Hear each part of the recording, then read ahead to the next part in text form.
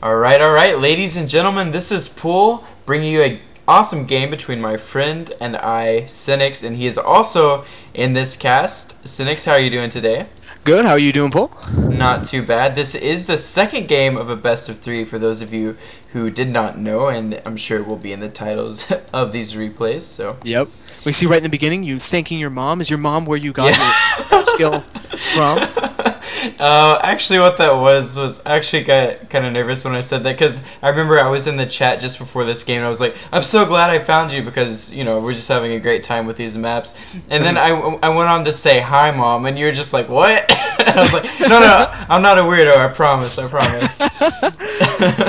I was referring rather to the possibility of this game being on YouTube, so that's in fact what it was. I felt like a pretty nerd. What I was seeing in game. Alrighty, so as we can see here, nothing really much is going on. Senex is sending out his drone to do some scouting. Wants to know if I'm gonna go for that CC first again, I'm sure. Yep, I was very suspicious this time. I was like, pretty sure he's going to be doing that same strategy, and when I reach the top of your ramp in just a moment, my suspicions are confirmed. You're banking a whole bunch of money, so unless you were able to sneak in some kind of ninja proxy racks, which hopefully I would have spotted with that very early scout. Yeah. So as we can see here, I am banking up quite a few minerals. And will I get a CC or not? I do not know. I leave my drone patrolling in the bottom just so that there's absolutely no way you can build it in place, because there's a really big advantage on these low resource per base maps to building your command center in place, even though it's a bit more vulnerable, because as soon as you hit more than about 12 workers, it's way more effective to have your workers on a new base instead of on an old one. Definitely, and I just kind of didn't want to build it down there because I figured it would be vulnerable in case you were going, like if you had a spawning pool first and like before your hatch, which of course you didn't actually do that, but I just felt that it would be safer to use it to wall off instead of building it down where it should be, really. Actually, right now, if you follow that drone moving out across the map, you see that we're almost in a competition of greed in going for my fourth spawning pool, because I had my scouting worker up there, and I saw that you only had one barracks that was not even halfway done, so I knew I had plenty of time to try to build a spawning pool before any aggression would reach my bases. Yeah, that's actually great decision making by you. I didn't even know that was there for a very long time, so really good job. I think that's probably the smartest thing you could have done. Yeah, I think that every time you see a command center first, it's a whole lot like seeing a Forge Fast Expand from a Protoss. You just need to go for the base as fast as you can. There's no way you're going to maintain any sort of advantage without getting up your third very quickly. Definitely. And for those of you players that don't know TvZ all too well, Zerg is the race that wants to have at least one base ahead of the Terran player.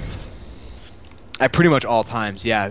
It's really nice for Zerg, actually, to be doing these kind of maps, because the Zerg production structure is obviously the same as their gathering structure, so as you take more bases, it just inherently adds to your production, whereas the Terran and Protoss players need to make some really smart judgment calls about exactly how many production structures do they need to support these reduced economy bases. Yeah, absolutely. And as we can see here, I am going to go ahead and drop down 3 Raxes at the top of the ramp and just build a wall there. So from these 3 Raxes, I'm assuming that you're going mech with a heavy 3 Raxes. You're going to be taking a ton of Marines and cramming them right down my throat. Yeah, I mean, how can you not? Marines are just so awesome, you know. Marines are an extremely effective unit. Yeah, their cost effectiveness just really pays off in this game. Particularly in this variant as well, because unless you get some really big fungals or baneling detonations, you can reach a pretty good number of Marines, and your opponent, if they haven't been expanding very aggressively, getting a lot of money, they might end up extremely behind as the fight goes on, and there's the comparison of their number of units versus your number of Marines. Yeah, absolutely. And as we can see here, I am gonna go ahead. Let's see, I have 5 Raxes, and gonna go ahead and get both of my gases. Yeah, I know. Seems just like the last game. I know. Yeah, hold on. There's not a tech lab with stim yet, so we're not quite in the same place. Right. Yeah, but I did go ahead and get 2 gases at the same time, because my idea was to just go ahead and get my factories and get my starport before I expanded again. And I don't know that that was the best decision. Maybe I could have gotten my third, especially if I had scouted your third. I think if I had scouted that yours was there, I would have gotten my third a lot earlier than I did. Yeah, But I don't have too many good options in this particular build about punishing a fast third, right. because as you can see, my speed is almost done, but I have no Baneling Nest. I have no real other tech that I'd be able to do, like an Infested Terran Bomb or a whole bunch of Mutalisk Harass to punish a third. And if you got... I think that this is going to be a lot more common for Terran players as time goes on in this variant, is getting a moderately fast engineering bay and starting to plant planetary fortresses around the map. Yeah. While you always want more mules are just great thing to have at all times as a Terran player. Having more bases so that your SCVs are actually being put to effective work is really important in this variant. Yeah, absolutely. And we can see here that you're doing a pretty good job of scouting with your Zerglings and actually run straight into it. Oh, 3 run into it. Big group of Marines. Was quick enough to get them away, and then totally stop controlling them for the Marines to come in and finish the job. Yeah, and what I'm doing here is like I did in the last game, where I'm just pushing out with a handful of Marines to try to pressure you, to get you think that I'm committing to get you to think rather that I'm committing to an attack when actually I have no intention of doing that at all. And if you look at my production tab, there was like 22 Zerglings on the way, so I am taking the bait completely. So I'm in a slightly less worse position in this game than I was in the last one, because I have 41 drones to 36 workers, so even though I don't think that makes up for 2 mules, I'm at least not even on workers, and you're convincing me to build a ton of units. Right. But it's still not a good place to be. Well, you are doing, you're doing a good job of staying almost ahead in supply. You were there for a second. As we can see here, oh yeah, I meant to mention though, guys, I actually stopped my SCV production. That's something that I rarely, if almost never do in the typical maps for StarCraft 2. And I think for those of you that plan on playing this variant, you might want to consider doing that, just stopping your worker production, because honestly, what's the point in having 2 completely oversaturated bases? There's really no point. And as you can see, I just went ahead and got my command center. It's almost completely finished to get my third. Yeah, and I see you commenting that you made the wrong building there. There are 2 starports out, so you're going to be able to completely overwhelm my late-game Broodlord transition with 8 Vikings. Yeah, I'm really foreseeing that one there.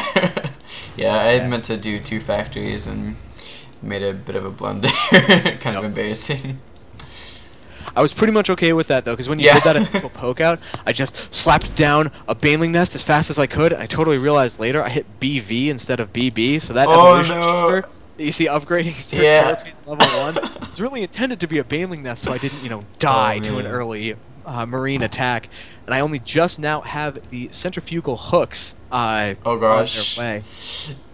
Yeah. So... We both made little bits of mistakes, and honestly, it's not hard to make mistakes on this variant because you've got so much going on. Like, I'm just going crazy right now with my macro, trying to make sure everything's going the right way. Like, make sure I'm not wasting any build time for units. And you can only imagine when you start attacking into stuff, you got to worry about 3 bases, all the production facilities that you have, all the upgrades that you need to get. It gets pretty crazy.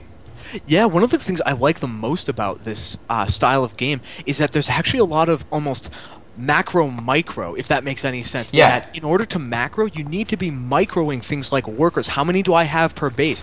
Where am I rallying these 2 workers that I see you using now to make 2 supply depots? Because right now your main base has 1 patch missing, so should I maybe send them off to my 3rd so that that gets saturated a little faster? Right. Or what am I pulling off of? I've actually seen very clever things, like, for example, somebody making putting 3 workers in a gas geyser when they're playing Zerg versus Zerg, and they get up to the 100 gas for Zergling speed, and then pull 1 of them out when they have 50 more to make a Baneling Nest so that they go right down to 2. Really clever things like that, so there's no wasted time with the workers at all.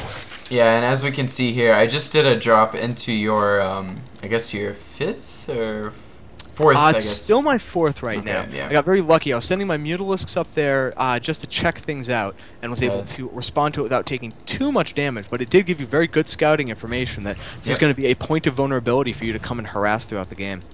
Yeah, and Sorry for the cough there. That's basically what I wanted to do. I figured I wouldn't be able to do too much damage because you probably had mutas and would be able to respond pretty quickly. But I did want to get possibly some SEV kills. I don't know if I actually got any. Look at the workers killed. No, I have like one worker killed. So, it was mainly for scouting, I suppose. But as we can see, Senex is coming in here to do some muta harass, and not sure what I'm doing here, sieging up some tanks, and I think I'm actually going to go ahead and commit to an attack. Yeah, you're moving right through the middle, killing off my Zergling on the watchtower. I see that you do have a couple of missile turrets, but there's this nice sweet spot when I can get into the middle of the base that doesn't have any missile turrets defending it. So I just pretty much take my Mutalisk, park them right there. I can hit the command center, I can hit several barracks, and right now there's the huge counterattack going on. The 5th and 6th that I was trying to throw down get completely denied by this mass number of Marines and 4 siege tanks. Yeah, and doing some really good splits there because you had so many banelings. I'm actually surprised that I survived that. I really thought I'd get run over, but yeah, I still had a number of them morphing. You continued the attack more aggressively than I thought you were going to. I thought I was going to have just a couple more seconds, and you didn't give them to me very smartly. And you have this small group of Marines moving up to take out the one spine crawler that I have built this entire game and the 3rd base.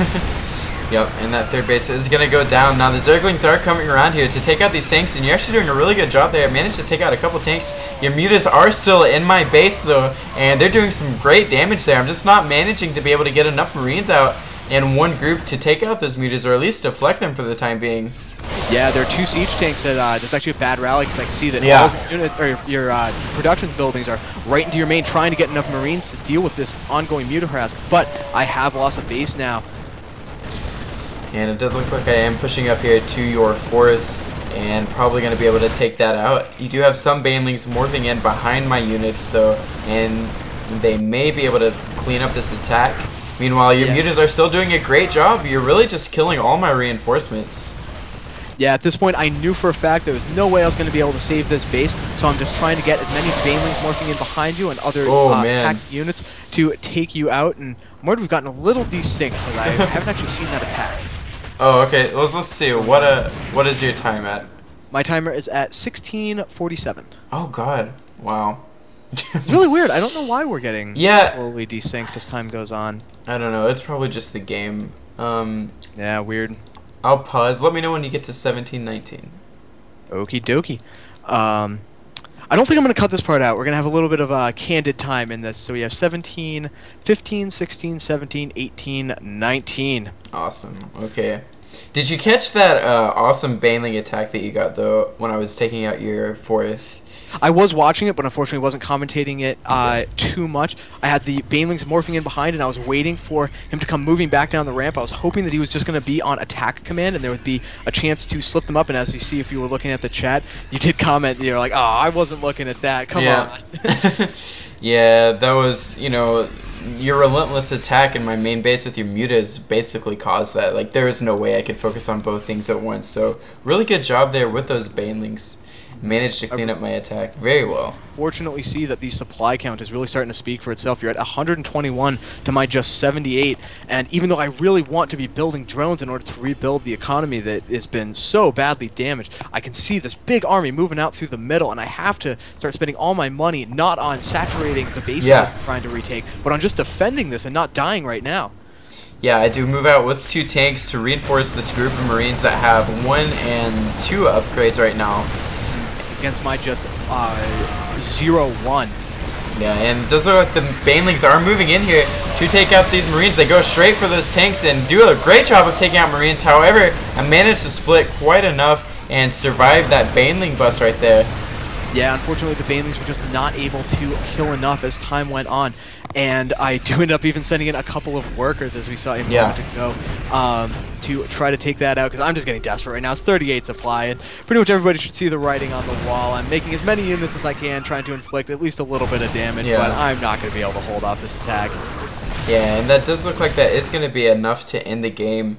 Yeah, we'll see me making a little joke right here. I'm saying Terrence, but I know, like, I pay a lot of attention to different stats. I've been seeing the huge successes of Stefano and other very great Zerg, so I don't think that Terrence actually balanced, but it's a fun thing to just kind of Josh pull with a little bit. Yeah, it's all good. I won't rage at you this time. So I think that was actually a really fun game to play and a fun game to watch. I think just once I got the momentum going, I was able to continue it and eventually take out enough bases to limit your production. My favorite part of this game is actually the supply count of what ended up happening in that. And that if you have a Zerg reach 4 bases in ordinary StarCraft 2, they're maxed. I promise you, they will always be maxed all the time. And even with my like kind of clumsy engagement sometimes and not necessarily the best macro, we weren't even close to max. We had like 70 supply more that we could have gotten to, and so we would have needed to expand a lot more. And it really promoted different styles of engagements than the kind of death ball, Muta or death ball. Just like mass numbers of siege tanks, like 10 siege tanks with 70 marine move-outs that we see in ordinary StarCraft 2. Yeah, I love it. I really love that effect of this variant. It's made these games really fun to play.